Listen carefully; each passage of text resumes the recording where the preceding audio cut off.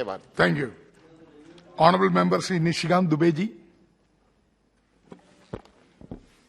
धन्यवाद सभापति महोदय। मैं इस सदन के सदस्य रेड्डेप्पा नालकोंडा गारी जी के द्वारा प्रस्तुत रिजोल्यूशन के लिए बोलने के लिए खड़ा हुआ। सबसे पहले मैं इस देश के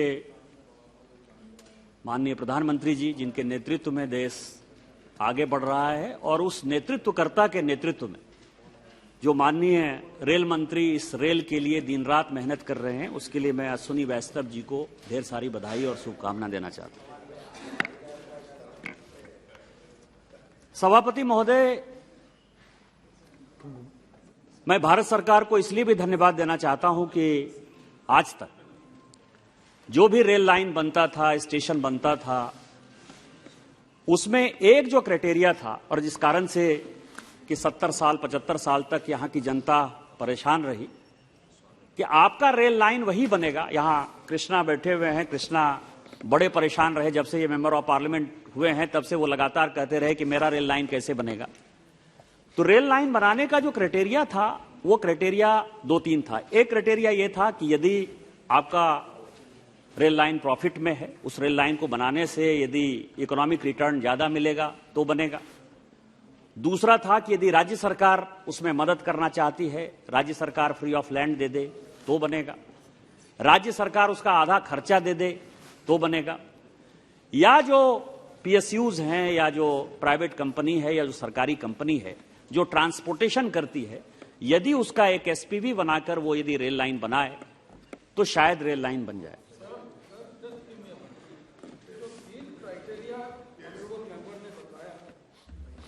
इसके ऊपर और एक क्राइटेरिया भी है, और वो फर्स्ट क्राइटेरिया है कि अगर मंत्री हमारे स्टेट से हैं और हमारे इलाके से हैं।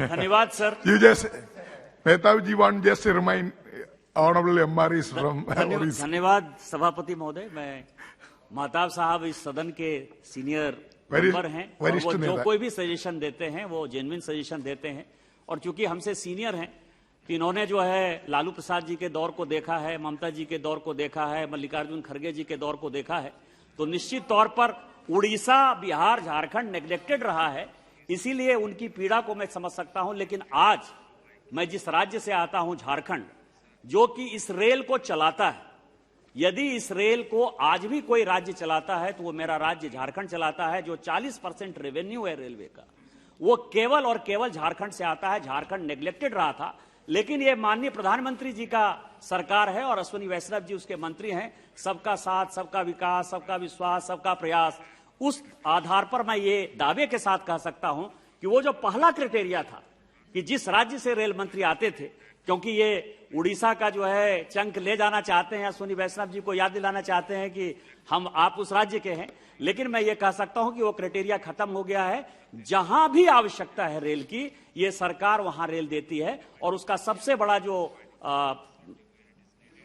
बेनिफिशियरी है, जिसको कि बेनिफिट मिला है, वो मैं खुद ही। इसीलिए मैं रेल मंत्री जी का, जहां से मैंने अपनी बात खत्म की, कि धन्यवाद देना चाहता हूं कि उन्होंने 150 साल का जो जख्म था इस देश को, ट्राइबल एरियाज में नहीं बनेगा, बैकवर्ड एरियाज में नहीं बनेगा, गरीबों के लिए नहीं बनेगा, ये रेल केवल अमीरों के लिए बनेगा, इकोनॉमिक क्राइटेरिया में बनेगा, जो रेल मंत्री हैं, रेल मंत्री अपने हिसाब से बनाएंगे। फिर कांग्रेस की जो एक भावना थी कि पहले एक बार घोषणा कर दो, दूसरी बार कहो कि लैंड एक्वायर हो रहा है, तीसरी बार कहो कि थोड़ा पैसा इसमें दे दिया, और रेल लाइन जो 25-25, 30-30 साल से नहीं बना। मेरे भी क्षेत्र में सर 1995 में जाफर शरीफ जी ने एक रेल लाइन का जो है शिलान्यास किया था, और रेल लाइन 2022 में पूरा हुआ। आप समझ सकते हैं कि 27 साल 28 साल हो गया।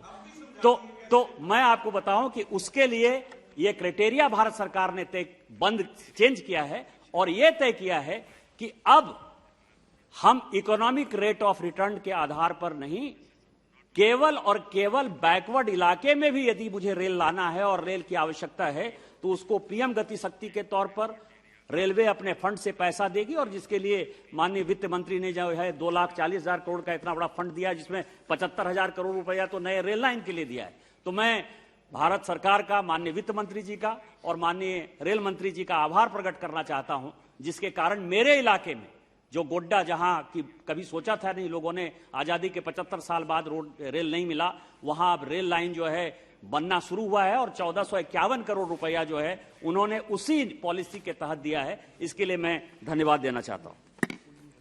सर, जो ये रिजोल्यूशन है, ये रिजोल्यूशन बड़ा अच्छा रिजोल्यूशन है।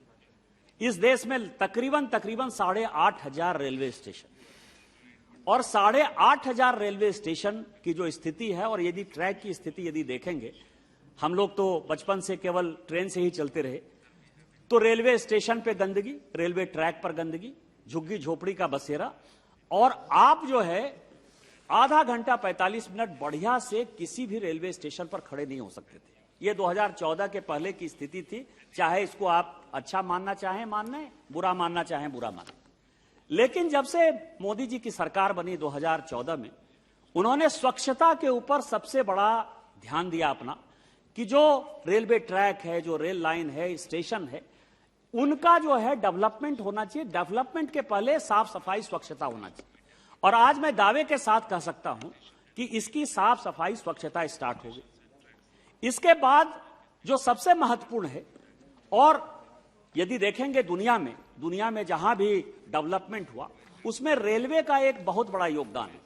और सबसे बड़ा उदाहरण जो ये रेलवे स्टेशन को मॉडल स्टेशन डेवलप करने के लिए या वर्ल्ड क्लास स्टेशन डेवलप करने के लिए है, वो टोक्यो मॉडल है। सभापति महोदय, टोक्यो स्टेशन को पूरी दुनिया ने एक मॉडल स्टेशन माना और उसी के आधार पर सारी सरकारें काम करती हैं।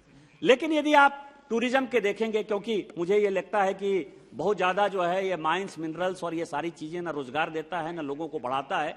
यदि शहरों के डेवलपमेंट को यदि आप देखेंगे, चाहे सिंगापुर डेवलप हुआ हो, चाहे लंदन डेवलप हुआ हो, चाहे पेरिस डेवलप हुआ हो, चाहे स्विट्जरलैंड डेवलप हुआ हो, उसमें जो है रेल का और टूरिज्म का बड़ा सामंजस्य है कि जो टूरिस्ट है, टूरिस्ट जाते हैं, टूरिस्ट पैसा खर्चा करते हैं, और वो टूरिस्ट का सबसे बड़ा मोड जो ऑपरेशन है या ट्रांसपोर्टेशन है, वो रेलवे है, जो हमारे यहां उसको लैक हुआ।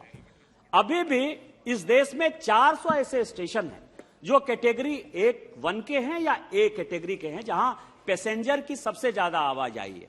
और ये वो स्टेशन है सर जो कि बड़े शहरों में, दिल्ली में है, मुंबई में है, कलकत्ता में है, चेन्नई में है, बेंगलोर में है। और दूसरा क्राइटेरिया वो है जो दर्शनीय स्थल है, जो टूरिस्ट स्पॉट है जहां की लोग जाते हैं। और तीसरा ये है कि धार्मिक आधार पर जो टूरिस्ट जाते हैं, उसमें से तकरीबन 400 स्टेशन थे। और पिछले 8-9 साल से माननीय मोदी जी की सरकार में इवॉल्व हो रहा था कि ईपीसी मोड पर ले जाए, पूरी की पूरी भारत सरकार खर्चा करे, या पीपीपी मोड पर ले जाए, या उसका कोई और क्राइटेरिया हो, कुछ स्टेशन हम बनाए, कुछ स्टेशन दूसरे बनाए। लेकिन मैं पूरा भारत सरकार को और माननीय रेल मंत्री को बधाई और धन्यवाद देना चाहता हूं कि इन्होंने ये तय किया कि हम अपने खर्चे से ही इसको बनाएंगे। और इस खर्चे से बनाने के बाद मुझे लगता है कि पूरे देश का डेवलपमेंट हो जाएगा। केवल सभापति महोदय 5 मिनट में मैं अपनी बातें खत्म करूंगा। लेकिन जो मुख्य मुद्दा है सर, कि बड़े शहरों में जैसे ये जो 23-24 स्टेशन इन्होंने पहले फेज में मार्क किया था, उसमें सर 2700 एकड़ जमीन के आसपास जो है वो है, और वो एनक्रोज है काफी। और अभी जिस तरह से उत्तराखंड में चीजें डेवलप हो रही हैं कि रेलवे अपने ही लैंड को नहीं ले पा रहा है और उसमें सुप्रीम कोर्ट हाई कोर्ट कर रहा है, और राज्य सरकार जो है कई एक जगह मदद करती है, जहां मदद नहीं करती है वहां बड़ी समस्या है। लेकिन इसमें जो मेरा सवाल है सर, कि यदि टूरिज्म में यदि आपको आगे बढ़ना है तो आपको देश समझने की आवश्यकता है। दिल्ली में, मुंबई में, कलकत्ता में तो आप कर लेंगे, उसकी इकोनॉमिक वायबिलिटी आ जाएगी, बहुत आसानी से आ जाएगी। लैंड महंगा है, इकोनॉमिक वायबिलिटी आ जाएगी।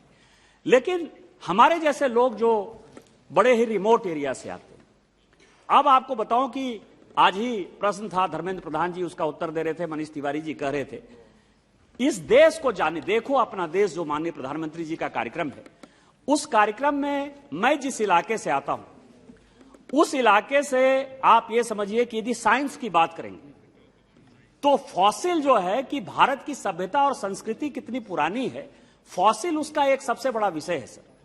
और हमारे यहां, मेरे इलाके में 19 करोड़ साल पुराना 19 करोड़ साल पुराना फॉसिल है, जिसके ऊपर कि इस देश के सबसे बड़े वैज्ञानिक बीरबल साहनी, जिनके नाम पर की एक इंस्टीट्यूट है लखनऊ में, उन्होंने रिसर्च किया और बीरबल साहनी जो है वो नोबेल प्राइज मिलते मिलते रह गया। उस फॉसिल का जो स्टेशन है साहबगंज, वो मालगाड़ी से 1940 में जाया करते थे सर, आज वो स्टेशन ऐसा है कि जो डेवलप नहीं हो पाया। हम फॉसिल देखने के लिए अपने विद्यार्थियों को, अपने बच्चों को कनाडा की कैलगरी ले जा रहे हैं, यूएस ले जा रहे हैं। उससे पुराना फॉसिल हमारे यहां है, लेकिन चूंकि कनेक्टिविटी नहीं है, रेलवे स्टेशन हम प्रॉपर नहीं बना पाए, टूरिस्ट डेवलप नहीं हो पा रहे हैं, इसीलिए जो है वो साहबगंज का डेवलपमेंट नहीं हो पाया। उसी तरह से मैं आपको बताऊं सर, मेरे यहां मंदार है। आप यदि थाईलैंड जाएंगे, बैंकॉक जाएंगे, तो बैंकॉक एयरपोर्ट पर सर आपको मंदार दिखाई देगा, जिसमें समुद्र मंथन हुआ। समुद्र मंथन हुआ, लेकिन भारत के किसी भी इलाके में कहीं भी आपको नहीं दिखाई देगा कि यह मंदार पहाड़ है, इसमें समुद्र मंथन हुआ।